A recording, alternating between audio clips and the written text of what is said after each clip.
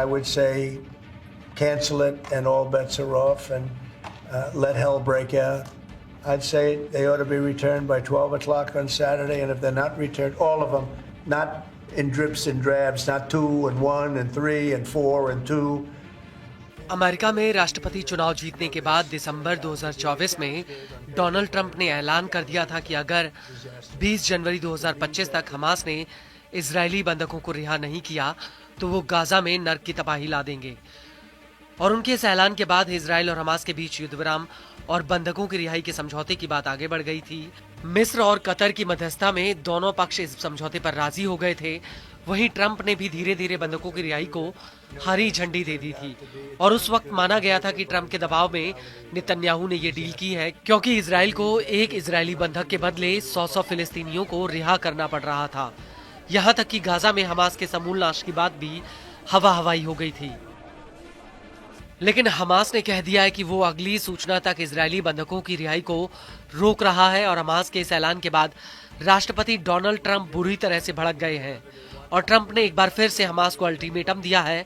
दरअसल ट्रंप ने कहा है कि हमास ने 15 फरवरी 2025 की दोपहर तक अगर सभी इजरायली बंधकों को रिहा नहीं किया तो वो गाजा में नर्क की तबाही ला देंगे। ट्रंप का कहना है कि शनिवार दोपहर 12 बजे तक अगर बंधकों की रिहाई नहीं हुई तो गाजा में नर्क की तबाही आ जाएगी।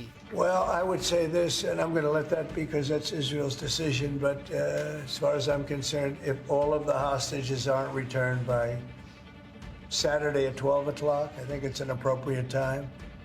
I would say cancel it and all bets are off and let hell break out. I'd say they ought to be returned by 12 o'clock on Saturday, and if they're not returned, all of them, not in drips and drabs, not 2 and 1 and 3 and 4 and 2. Saturday at 12 o'clock, and after that, I would say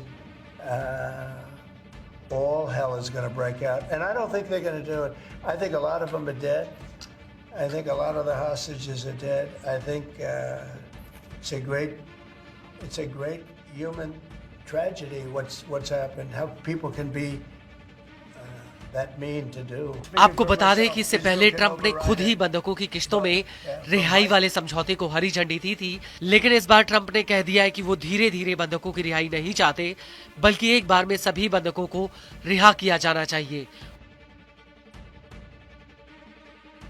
और अब Trump ने बंधकों की रिहाई रोके जाने को लेकर कहा है कि हमास का ये फैसला भयावह है। ट्रंप का कहना है कि मैं इजराइल को इस बात की छूट दे रहा हूं कि वो युद्ध विराम समझौते पर आखिरकार क्या फैसला करेगा। ट्रंप का ये भी कहना है कि अगर तय समय पर हमास ने सभी बंधकों को नहीं छोड़ा तो यह युद्ध विराम समझौते को रद्द करने का सही समय होगा।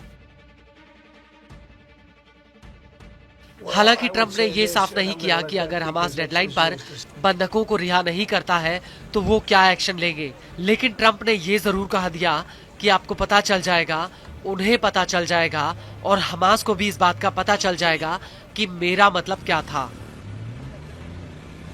वहीं दूसरी तरफ हमास, इजराइल और अरब के अधिकारी पहले ही इस बात की चेतावनी दे चुके हैं कि युद्ध विराम समझौता टूटने की कगार पर पहुंच चुका है और हमास का आरोप है कि ट्रंप का इसमें हस्तक्षेप करने से ये आग और भड़क सकती है, जो ये दिखाता है कि अब अमेरिका इस डील को आगे जारी नहीं रखना चाहता।